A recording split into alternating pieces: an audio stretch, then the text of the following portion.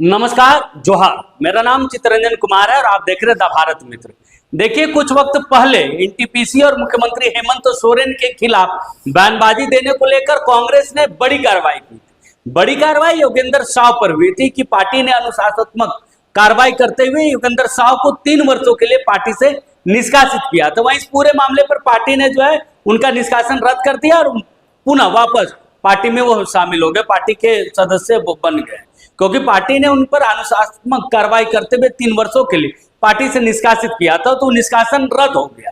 तो अब स्वतः वो पार्टी में वापस आ गए। देखिए, ये उनका निष्कासन ऐसे समय में रद्द किया गया जब जो है गठबंधन को लेकर, मुख्यमंत्री को लेकर तमाम तरीके की चीजें चल रही, क्योंकि राज्यसभा चुनाव में कांग्रेस के प्रत्याशी प्रणव झा को हार मिली और ये आरोप लगे कि गठबंधन साथियों ने साथ नहीं दिया, सहयोग नहीं किया, जिसके कारण वोटों की संख्या 28 से घटकर 20 हो गई। जिसके बाद लगातार कांग्रेस के आलाकमान में नाराजगी हुई गठबंधन को लेकर, गठबंधन सरकार को लेकर कि कांग्रेस को तवज्जो नहीं दी गई, बल्कि झारखंड में जो चीजें चल रही हैं वो दिल्ली से छिपाई गई।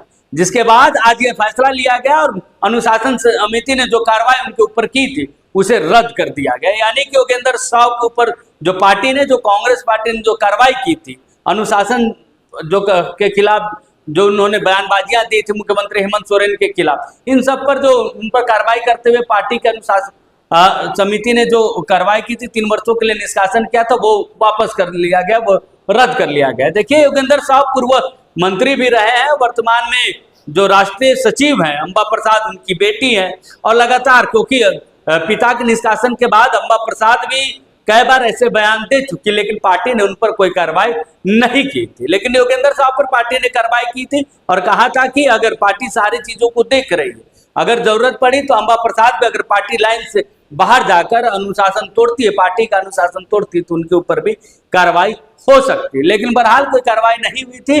बहरहाल जो उनके पिता योगेंद्र साव, पूर्व मंत्री योगेंद्र साव के ऊपर जो कार्रवाई हुई थी उसे भी रद्द कर दिया गया है।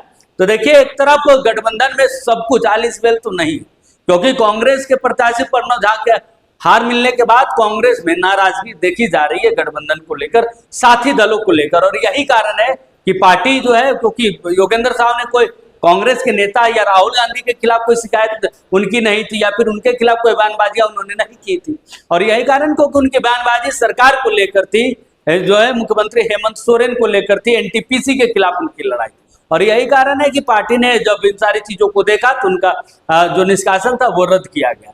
तो देखिए, आज ही यह फैसला लिया गया। अनुशासन समिति ने जो उन पर कार्रवाई की थी, अनुशासनात्मक जो कार्रवाई हुई थी उसे रद्द किया गया।